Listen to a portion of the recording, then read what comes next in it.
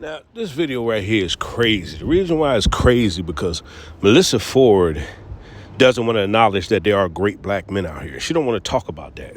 She want to talk about her trauma and what she went through, okay? Trying to silence this message that Anthony Mackie had about teaching his boys to be masculine men and to be protectors. She said Anthony Mackie is putting too much pressure on his son. First of all, when I was a kid, my father used to lead a house. He said, when I lead a house, you are to protect your mother and your sister when I'm gone. You're the man of the house. My father taught me that when I was a kid. You're preparing and raising a boy to be a man and letting him know what to face in this world. This boy is 15 years old. He's supposed to be able to protect the house. And this is why it's not good for women to try to raise men to be raise boys to be men. Y'all don't know what the hell you're talking about. Then on top of it, in this video, she keeps telling them to shut up while she wants to overtalk everybody, and she don't want to hear their point of view on about masculinity and raising men to be men and how there's great men out here and great fathers out here and great providers out here. She don't want to talk about that. She want to bring up her trauma and continue to paint that horrible picture that all black men are bad. You know, that there's no good black men out here. And this is what she's saying, which is mind-blowing. Black women continue to try to silence black men. Black women continue to not acknowledge that there are great, good men out here. They continue to help push this narrative and this movement that masculinity and masculine men are horrible. And then at the same time, they cry about not being protected and all this other stuff. Let's watch this video. Let's watch how rude she was and how she was in her feelings, and she wasn't thinking logical. She was thinking through her trauma and her lens. But see, black men, we can't talk about nothing. We can't bring up nothing. They always got to bring up their crap. We're talking about men. She want to talk about her trauma. We're going to play Anthony Mackie's video first, and then I want you to listen to the stupidity of what she was saying. They will always be men. And that's always since they were 2 years old. Every time I left for a job, I tell my 15-year-old, you're the man of the house. You make sure these doors are locked every night. This alarm is on. You text me or you call me every night before you go to bed and you wake up. Okay. I love that. Because we're men. Yeah.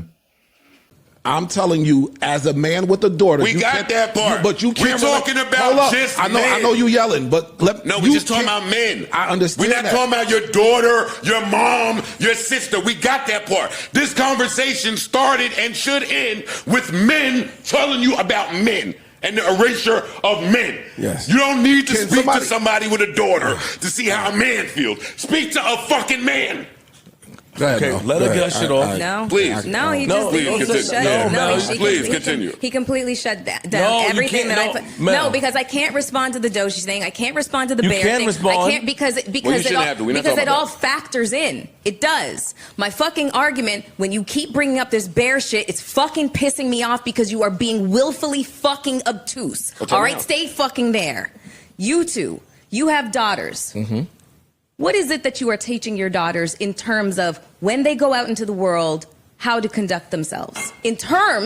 Only in terms of their sense of personal safety. Who do they need to keep themselves safe from? Who? And don't just answer the question. People. Yeah, I was gonna say the world. Okay. The world. Can you be a little bit more specific? People, like you said, I get where you're trying to go with that. I'm not sitting there, I'm not at that point yet, but it's not, hey, look out for men, look out for boys. No, it's look out for people. Okay. People are fucked up out here today. And I'm just asking you two specifically. Wait, hold on. I have a 15-year-old daughter. He can answer better than I have a 15-year-old daughter. I tell her to be on the lookout for people, jealous girls, but I also tell her to be on the lookout for older men that's trying to prey on younger girls, offering rides and stuff like that. Is that what you're getting at? I tell her that, but that's what you learn in growing up, and that's that some men do that. No, and that is fair, and that is fucking accurate. I can tell you stories of when I was 11 and 12. No, fuck that. 8. We had a handyman that used to come to the house, and one day my father was just like, my parents worked, and my dad was literally like, he's coming to the house, just give him the money for the work that he did, blah, blah, blah. He came to the house, I was there alone, He was drunk and he tried to do some shit to me. It was fucking terrifying because I'm in my own fucking house and this is somebody that my parents fucking trusted. And he came there drunk and it was really fucking bad. That is just one experience. There's so many more that I can talk about that happened before the age of fucking 16 years old. The reality is that you can be in the safest environment and still there will be a situation that unfolds that where you need to teach your daughters to be careful of predatory boys and men. And I'm not talking about people. I know. Because Can I ask you a question? Can I ask you a question? Just wait 1 second. Anything can fucking happen. That story about the handyman, was your dad there for that? No, he wasn't. He was at work. It was during the day. It was like fucking noon or something like that. Mel, okay, now so hold on. There are systematic efforts that are out there to discredit and silence. I'm not talking. But you have to acknowledge that too, Mel. I'm not. Mel, wait. Listen, you you should acknowledge the fact that there is a movement to discredit the black man, to discredit men. The straight black man. The straight, Not just black man, the straight black man. Online, they're showing that women have all this power and women are in control of the home and the black men are not here to take care of their children. Legislation says different. Legislation where? Legislation that's being passed, Roe v. Wade being overturned, the anti-abortion laws. There is literally... We're talking about social media that's being fed to our children. Okay. And now if you go on here, there's always something to discredit the black man. You know that and I know that. So that's what the point we're getting at is that there's something that's going on. Not taking away that there's not, we know that there's predators out there. We know that there's men out here that take advantage. But there's also a lot of great men out there that take care of their family, that provide for their children, that protect the home. And that's not being highlighted anymore. In no way, shape, or form am I fucking denying that at all.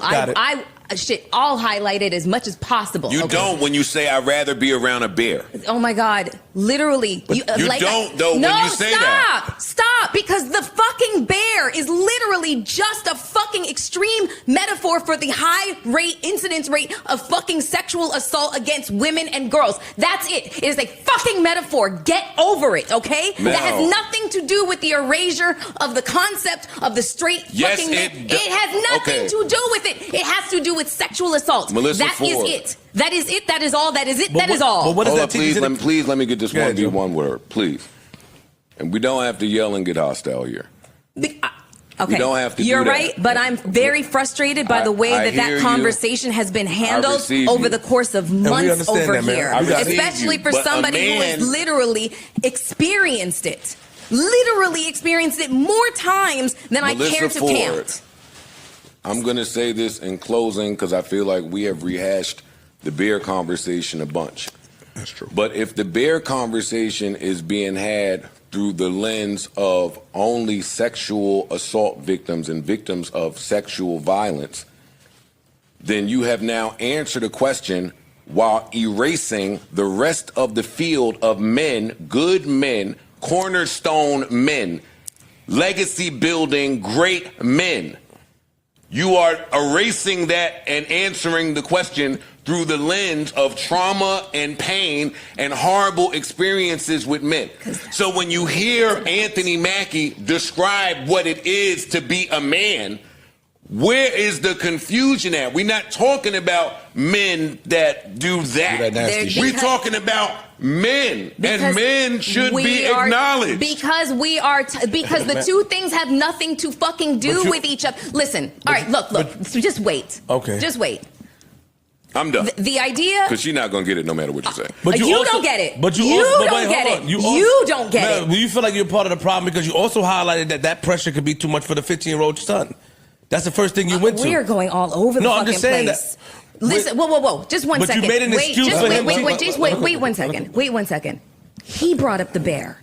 He brought it up. Okay, this wasn't even part of the fucking conversation right now. That was just throwing a fucking monkey wrench into the conversation about male masculinity. That has nothing to do with the fucking bear. Got it. That was not It has everything to do with the erasure of men and what it is to be a man. Look. And that's a man telling you. No, just wait 1 second. But even that, a man can't tell you nothing.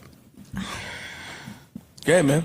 Go ahead. There was this case that just unfolded in fucking France, and her name, and the woman's at the helm of this case, her name is Giselle Pellicot.